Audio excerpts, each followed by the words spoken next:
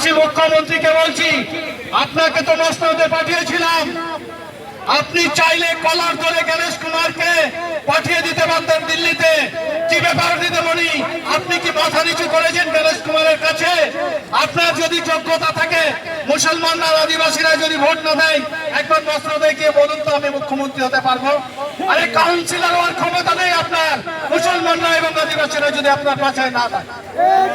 আমরা মুখ্যমন্ত্রীর কাছে আবেদন করছি, এই দেশের ভূমিপুত্র আদিবাসী পুরুলিয়া, বাঁকুড়া, মেদিনীপুর, ঝাড়গ্রাম, নদিয়া, উত্তর 24 পরগনা, দক্ষিণ 24 পরগনা 4% করে আদিবাসীদের নাম কেটে গেছে।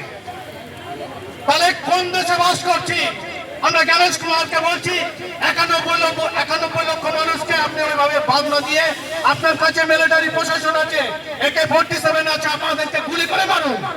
আমরা অর্ডার দিচ্ছি আপনাকে, ক্ষমতা থাকলে আপনার মা বাবাকে সামনে রেখে আমাদের গুলি করে মারুন। আমরা মৃত্যুকে ভয় পাই না, মৃত্যু আমাদেরকে ভয় পাই। আমরা স্বাধীন ভারতে আমরা বলতে চাই, গণতন্ত্র আমরা বাঁচাতে জানি, আর সংবিধানকে আমরা রক্ষা করতে জানি। তাই মুখ্যমন্ত্রীর কাছে আবেদন করছি, 29 তারিখের আগে যদি 91 লক্ষ মানুষের নাগরিকত্ব হারিয়ে যায়, তাহলে 29 তারিখে কিন্তু এই ভোটের দরজা এবং জানলাটাকে আমরা তালাচাবি মেরানোর ক্ষমতা আমরা রাখি। প্রত্যেকটা জায়গায় প্রশাসন গুলি করবে, জেলে নিয়ে যাবে আমাদেরকে হাত পা ভেঙে দেবে, তাতেও আমরা রাজি আছি।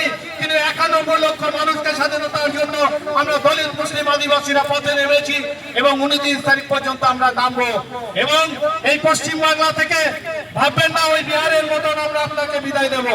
পশ্চিমবাংলার দলিত মুসলিম আদিবাসীরা সুশিক্ষিত মানুষ, তারা প্রথম কলমের আগায় চলছে, এরপরে আমরা তরোয়াল এবং হাতিয়ার তুলে দেবো তীর-ধনু।